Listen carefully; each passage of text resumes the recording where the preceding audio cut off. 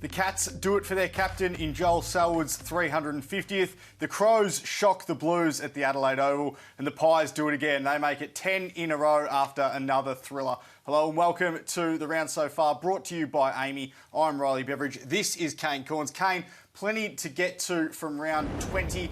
We will start at GMHBA Stadium because the Cats, a third quarter blitz was enough to get over the Dogs. Yeah, as good as you're going to see, and this is why they are the premiership favourites. They were challenged early. The Western Bulldogs kicked the first 4 of the game, and then they just went bang. That one there, Guthrie off the wing, McComb got sucked in, but it was just like a tsunami. It was a swarm. The Western Bulldogs' defence completely broke down. They pressed high and allowed the small forwards to get in behind, and there was nothing that they could do about it. So some of the numbers in that third quarter, plus 27 disposals, 7 contested. They even won the tackle count, plus 10 inside 50s, and they had 10 scoring shots from those 18 inside 50s, including that one there from Cameron. We could have shown a number of the 8 goals, but in the end, it was a devastating display, and it was game over at three-quarter time. 8 goals to nothing for Geelong to keep their spot at the top of the ladder. This was all about Joel Salwood, though. His 350th game, the first Cat to ever make it to 350 games. Obviously, there's 5 Geelong players that have played 300. Do you think he's the best of all time at that club? I think he is. You're biased by your generation, so it's hard for me to comment on someone like an Ian Nankervis, but certainly they've had some unbelievable players. There's his wife, Brit, his mum and his dad.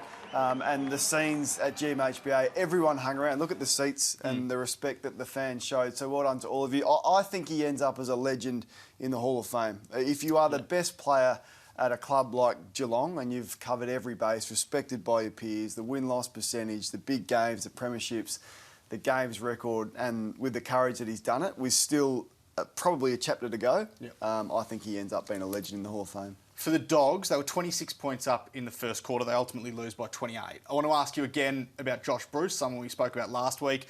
He was scoreless from 3 disposals in his first game back from ACL, scores from 2 disposals in his second game back, goalless from 9 touches tonight. How do they play this in the next 3 weeks? Because they've got a spot in the top 8 to win. Well, yeah, it's a decision. They've got a big decision to make. I was surprised they played him for this round, as we spoke about last week, so it's not a hindsight thing. He just looks completely out of touch. Like, he's a liability out there. Now, we understand it's tough to come back from an ACL, but as you said, you've got a final series to win, and they're going to have to win at least 2 out of the next 3, probably 3, and he doesn't look like it. You've got Hugo Hagan, who's in better form, and you've got Norton, who was goalless tonight. I don't think you have to play Josh Bruce now. This isn't a charity. This isn't about getting players into form at the start of the year for the back half of the year. This is life or death stuff now, and he just doesn't look like it. So he's a liability for them, and I'd be surprised if he held his spot. Tell me about Sam Darcy. We had 19 disposals and 14 marks in the VFL today. Of course, picked 2 from last year's NAB AFL draft. Potentially one to watch for the next couple of weeks. I think they're going to have the same sort of issue, though, in terms of betting a new player in less than a month out from a final series. We'll head to the Adelaide Oval, where Adelaide got the job done over Carlton, whose own position in the top 8 is starting to look a bit more precarious as well. This was all built off the Crows' physicality to start the game. Yeah, so there's now a blueprint, really, if you want to beat Carlton. You match them around the footy and you play with this. Like, I haven't seen too many teams play this tough this year. I mean, that's just brutal stuff from Mick Henry, and it was across the board. We'll have another look at that. Now, that hurts. There's not too many ways you can legally hurt your opponent, and it was relentless. They were relentless tonight. Look at that. That's a younger skinny player in Hamill doing that. That's Cripps, who was hurt. Look at the missed tackles. I mean, they had that many missed tackles in the last quarter. That's embarrassing, really, from Sard, where Miller brushes him off. We'll see Fogarty use his brute strength and brutality. 3 missed tackles, 1, 2, 3, and a goal. So they'd be a bit embarrassed by their performance tonight. They were held to 47 entries. Adelaide came absolutely after them. Blues' record at Adelaide Oval is horrible, 0-6 from their last 6 starts, and they've got a number of questions that need to be asked. Brisbane, Melbourne and Collingwood for the last 3 games of the year. They're at risk of missing the 8. Yeah, they probably need to win one of those last 3 to make it now. Adam Sard had an interesting night. He was tagged by Ben Keays. Probably one of Ben Keays' best performances of the season, strangely enough, as this defensive forward. 22 disposals, 3 goals, 4 goal assists. Yeah, so I just love it. That's a hanger from Fogarty. He loved that and went back and kicked that goal. But Keays was able to get out the back. He's one of the hardest workers in the competition. He's been their most prolific midfielder for the last 2 seasons at least. So I love coaches doing something different. Try and disrupt the opposition. Not enough coaches do this. We've seen Longmire do it. We saw Sam Mitchell do it today. The Saints also have done it as well. So, look, it was a great performance, 22 to 3 goals. That's as good a game as any of the near 40 possession games that he has had. And let's hope a few more coaches start to change things up and try and disrupt the opposition as Adelaide did today. The big talking point going into this game was Jack Silvagni getting dropped from Carlton, who favoured the returning Mark Pitney with Tom De Koning as their ruck duo. It didn't necessarily work though. I mean, Pitney won mark, De Koning only had 8 touches. They both had basically no impact, and Carlton looked so top-heavy forward of the ball. Yeah, you picked this up. I was okay with it going in as a selection because I sort of liked the X factor of De Koning being able to ruck for sort of 40% and going forward, but he just was all at sea with his timing, wasn't he? He was out-bodied and he wasn't reading the flight of the ball well at all. Yeah, no, he wasn't. He was caught out of position a lot of times, and the same with Pitney when he was eventually forced forward. I think the issue that Carlton has now is the fact that Mark Pitney is still their number one ruckman. They want Mark Pitney to be their number one ruckman. So if you're going to have that 80-20 split and you're going to be playing either De Koning or Silvagni for 80% as a forward, I don't think there's any question that Jack Silvagni's a more natural forward than Tom De Koning at this stage. So where do you in their play career. De Koning then? Do you have to drop him? I don't know how they want to go about it, because the issue for them was the Blues was they wanted to keep that 3 small forward line with Durden, Motlop and Owies, and Durden has to get subbed off anyway. So they would have battled with that the whole way through the week, whether or not they could play Silvagni as a 4th tall forward, and ultimately a quarter and a half in, they were playing with Jack Silvagni there. So they did look a bit too top-heavy throughout the game. We'll head to the MCG now, where Collingwood somewhat remarkably wins another game by fewer than 12 points. The 9th time this season they've won a game by less than 12 points, the most in AFL history. Just having a look at their unconventional forward line, there's Carmichael there who goes back, and hasn't he got a good record? He's a clutch performer, big moments and kicks truly. So it is when I say unconventional, because there's not many tools down there, and we'll go through their goal kickers shortly. But Port Adelaide hung around.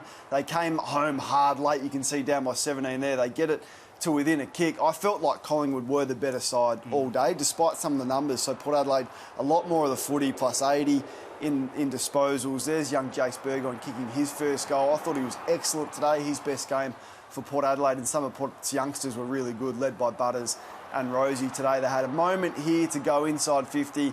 They weren't able to pull this one off, and as you said, Collingwood's so well drilled in winning these games, but Collingwood were the better side today, despite those numbers. And less disposals, but more inside 50s. They were more efficient, and I thought the smarts of their small forwards to come up the ground and then get in behind. Port Adelaide played a really aggressive press today, and once you missed that first line, Collingwood were able to get out the back. So their goal kickers, Ginnivan kicked 3, Elliott the Smalls kicked 2, Hoskin Elliott 2, 1 each for Cameron, Carmichael, Cox and Johnson. So what do they do now? Because Mycheck came out of the side with a bit of hip soreness today. It meant the resting ruck, be it Mason Cox or Darcy Cameron, was the tallest forward for a lot of it. But as you said, they played with a lot smaller. De Goey would have been in the votes, probably 23 disposals, a couple of goals. How do they play this going forward, do you think? Well, the big one's Grundy, which we'll get to. Like, I like their forward line. Obviously, Mycheck comes back in and picks himself. There's a watch on how, so we'll wait and see whether they have to shuffle the decks there.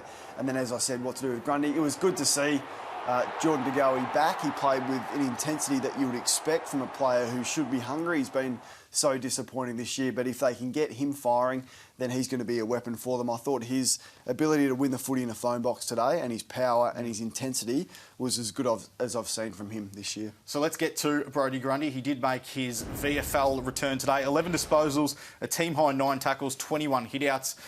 I wonder what they do with him. I mean, if Mycheck's still out, could they play him forward? Can they play the 3 of them with Cameron and Cox as well? Because a lot of people have said their best mix now is Cameron and Cox, but you can't necessarily keep a player on $1 million a year in the VFL for too much. I feel like they might give him one more. If it was me, I'd probably pull the trigger. I'd go Grundy for Cox. Cox has had 8 disposals the last 2 weeks and he's struggling to impact. So I think when the whips are cracking and it's a big final at the MCG, Brodie Grundy will be there with Darcy Cameron, and they'll mix that forward ruck, which they've tried to do with Cox. So I don't think it's as big an issue, but perhaps one more in the VFL just to get him cherry right. But I'm looking forward to them playing against a really good side in Melbourne. I know they've won 10 in a row, full credit to them.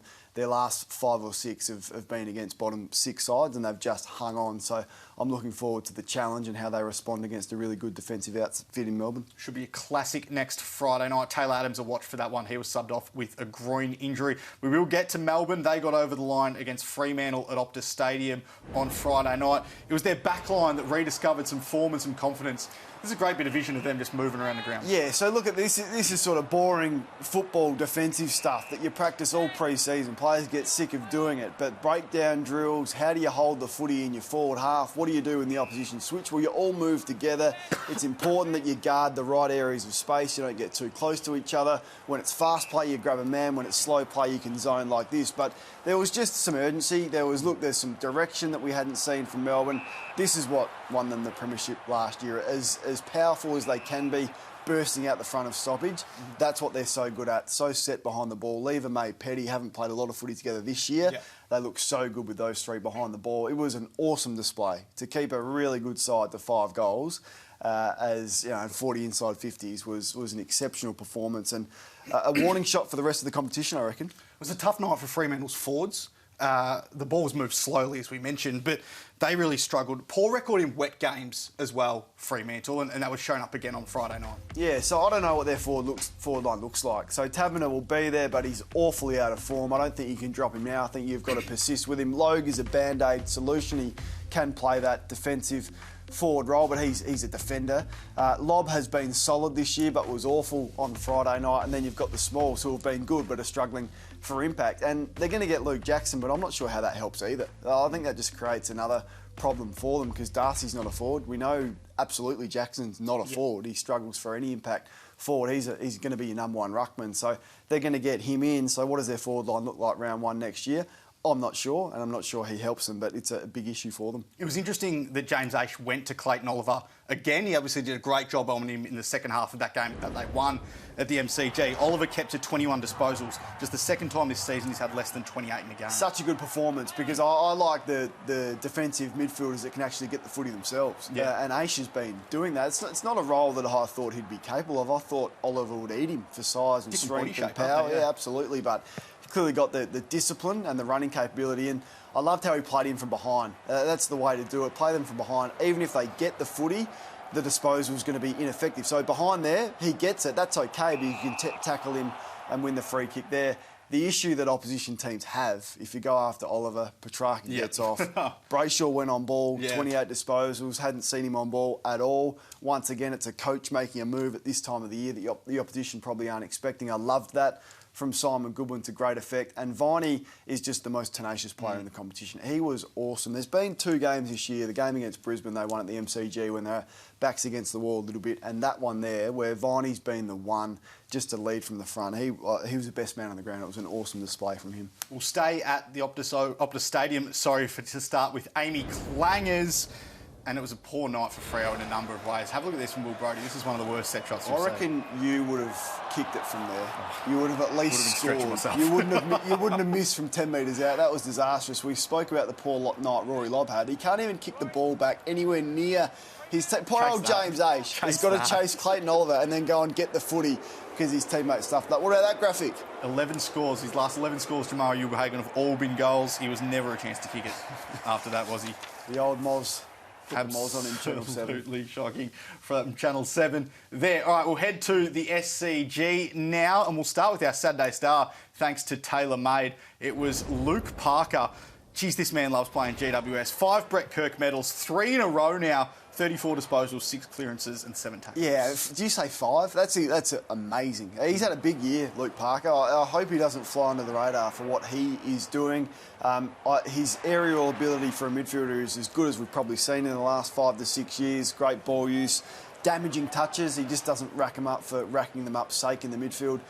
Tough, not afraid to get in the face for the opposition, as Sydney have been. So that's been a real strength of theirs. They disrupt the opposition. And there he is with the great man Brett Kirk. That's his 5th. Two in 1 year. So he won the one earlier on this year. Kicked 5 goals in round 1, didn't he? Won it again. He's had a big year. He's had an awesome year. As has Sam Taylor down back for GWS, one of the few shining lights for them today. I found his battle with Lance Franklin fascinating because Buddy kicked 3 goals from 13 touches, but Taylor had 21 disposals and 13 interceptions. I found it fascinating as well. I give him the points because when you absorb this many inside 50s and when you get smashed like you did, it was such an admirable performance. He's probably the best young key defender in the game now. He's only 23 years of age. He looks to me like a future captain. So I just love his competitiveness. Franklin gets that one there and you can see how devastated he is. He then got a really soft free kick from the umpires that Got him another goal as well, and he kicked that one as well. But I gave the points to Taylor considering how many inside 50s he had to absorb, and I reckon he's the next captain of the Giants, perhaps after Toby Green. All right, let's get to the post-game, Kane, because interim coach of the Giants, Mark McVeigh, didn't mince his words. But yeah, I'm extremely disappointed with today. We embarrassed our club. But there's just the unfortunate part of dealing with whether players have checked out or not, and that's as honest as you possibly can be. And you know, if I look at the list, I reckon there was probably 8 players that really went to the wall today. You know, you talk about Kelly, Whitfield, Perriman, Taylor, Ward, Hogan, Green and Kennedy. I thought all those 8 players were, you know, fought right through to the end and tried and gave absolutely everything. But, you know, 8 players doing that's not enough. So he had those 8 players written down. That's about as targeted I've seen a senior coach, and particularly an interim coach at that, in a long time in a post-game press. Same here, yeah. So they embarrassed the club, and he needs to question whether the players have checked out. I mean, that is about as strong a criticism that you can receive as a player. Do you think he was talking about the players that are potentially leaving the club? I mean, Tim Taranto has 16 touches, Hopper has 15, Tanner Bruin was dropped for this game. Do you think he's referencing them? I think there would be a reference to that. I also think he'd be referencing the players that have signed massive contracts that haven't delivered. That would be so frustrating for them. So they're in this position where in their last 4 weeks, they've averaged 45 points. That's what they've averaged with the names that they've got in that side. So let's have a look at this. So his first 4 games in charge, 110, and we're all saying, well, how good's this? The shackles are off, changed some players up in their positions. He's played with some freedom. And then they've checked out since then, like 29 points against Port Adelaide, 39 today against the Swans. That's what he is frustrated by. A few weeks ago, he said, I'm going to train them really hard and make sure the standards don't slip, and there's been no response. So I'm not sure where you go to from embarrassed and checked out. And what he does, I'll be interested to see what side he picks next week and how many players pay the price at selection, because that's all he's really got for the last 3 weeks. Clearly, he will now not get the head coaching job. Met with Clarkson 3 times. But, yeah, for them to be so under pressure with their salary cap and performing like that, it's a pretty ugly situation for them to be in up there at the moment. We'll head to Marvel Stadium now, where St Kilda only just hang on from a late fight back from Hawthorn. This was all about Dan Hannebery, though. Just his 16th game in 4 seasons since arriving at the club. He had 27 touches and a goal. He was okay too, wasn't he? I mean, Gresham came out as well, Billings missed, so they had some quality come out of the side. And, I mean, that's what he has been able to do. He's a good inside-outside player, Dan Hannebery. Can win it in a contested situation, but he's also very good at his best on the spread. And he's tough and courageous. So we all admire the player that he was at Sydney. Unfortunately, it's only his body that's let him down, and that's good as well. So he's a good ball user, been an excellent player, just haven't seen it at St Kilda. So it was a luxury to have them in. You know, they kept Hawthorn to 1 goal at half time. Yeah. And then they came hard, 5 goals to 1 in the last quarter. You thought, hang on. But where was that effort from Sam Mitchell? They're still really relying on Bruce and Gunston and McAvoy and Mitchell and O'Meara. I fear for the Hawks when those senior players are removed from that and you're just relying on not a lot of talent in terms of draft pick talent coming through. So they've been really good, and Mitchell's done a great job with what he's got to work with, but a watch on them to see if they can replicate that next year and the year after. What about St Kilda's final chances? Because as things stand, I know there's games in hand, but they are inside the top 8, but they've got an incredibly difficult run. Geelong at GMHBA Stadium next week, and then Brisbane and Sydney at home. Yeah, they're just not very good. They're just a middle-of-the-road side. The Saints, I've sort of said that about them all year. 7 or 8 weeks ago, we said they were in danger of missing 8th spot, and I think that is still the case. They look okay against sides like Hawthorn, but when you're really challenged and you get after them and the good sides come with that defensive pressure, they can't cope. So, yeah, they didn't do anything today that would change my opinion on them probably missing the 8. All right, a good time to take a look at the ladder. This is how it stands at the moment. Geelong, of course, retaining its spot on the top. Collingwood moves up to 3rd, somewhat remarkably. I don't think anyone would have thought that at this stage of the season in the summer. Brisbane can, of course, leapfrog them tomorrow, though. Yeah, Sydney's the one for me. So they can absolutely win the premiership now with the way that they're playing and the form that they're in and how good an order their game is in. Western Bulldogs, big damage for them tonight, but their draw is okay. So they've got 2 winnable games. They play Fremantle this week. That's a big one for both sides. Richmond, well, they've got to beat Brisbane tomorrow. As you see there, that is the game of the round tomorrow in terms of the Sunday fixtures. And the other two pretty lopsided. You'd expect Gold Coast to take care of West Coast and Essendon to do the same against North. I don't know when the last time Brisbane won at the MCG. A long time ago. But they've got a good opportunity tomorrow. Kane, we'll get to our one more thing now. Fremantle on Friday night, they brought back the 3D anchor.